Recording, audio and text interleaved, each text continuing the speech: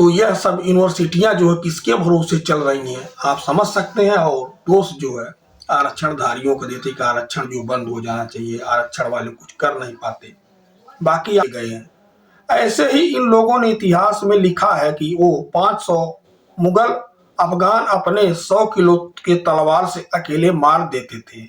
100 kilometre दूर तक भाला चुभा देते थे मुगलों की छाती में। इसी तरह से अन्य लोग भी अपने। नमस्कार। गलगोटिया यूनिवर्सिटी ने तो देश की नाक कटवा दी। जिस तरह से उन्होंने एक रोबोट को प्रस्तुत किया और कहा कि इसका हमने प्रयोग करके इसको बनाया है, अब लेकिन खरीद कर लाए थे चाइना से।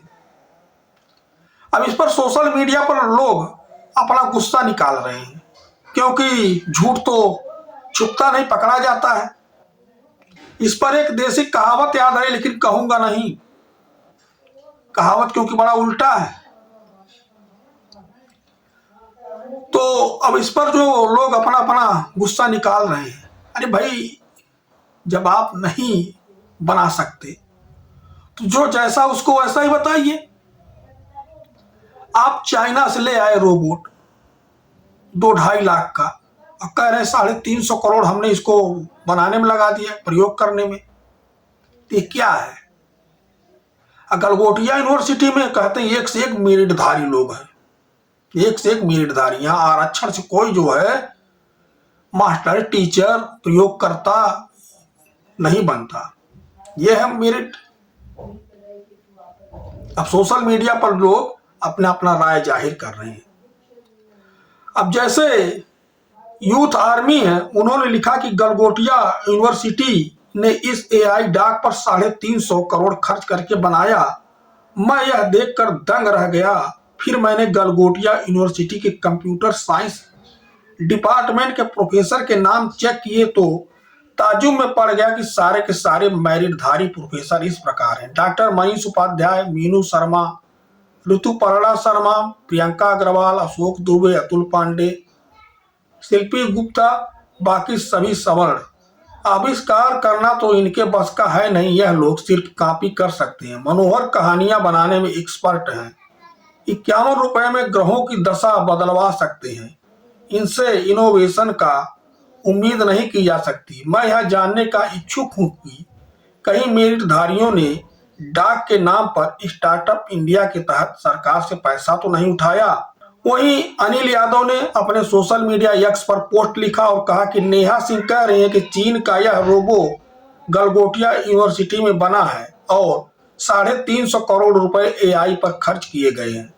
ऐसे ही इन लोगों ने इतिहास में लिखा है कि वो 500 मुगल अफगान अपने 100 किलो के तलवार से अकेले मार देते थे। 100 किलोमीटर दूर तक भाला चुभा देते थे मुगलों की छाती में। इसी तरह से अन्य लोग भी अपने तरीके से जो है राय दे रहे हैं। संकेत उपाध्याय ने लिखा है कि तमाशा बना करके रख दिया गलगोटिया यूनिवर्सिटी ने।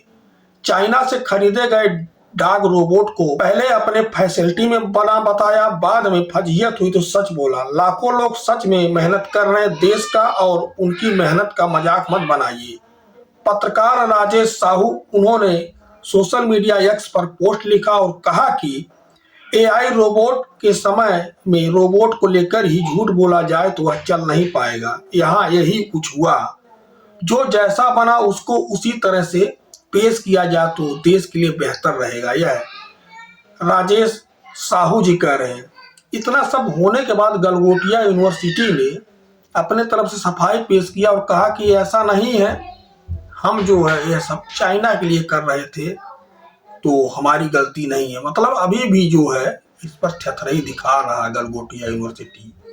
और फीस इतनी महंगी है, तो क्या शिक्षा ये लोग देते होंगे। यह सब यूनिवर्सिटियां जो है किसके भरोसे चल रही हैं आप समझ सकते हैं। और दोष जो है आरक्षण धारियों को देते कि आरक्षण जो बंद हो जाना चाहिए, आरक्षण वाले कुछ कर नहीं पाते, बाकी आपके सामने ही है। जैसे शीतल यादव ने भी अपने तरफ से पोस्ट लिखा है, एक्स पर लिखा कि गलगोटिया विश्वविद्यालय ने 2.5 लाख का एक रोबोट बाजार से खरीदा जो कि मेड इन चाइना था।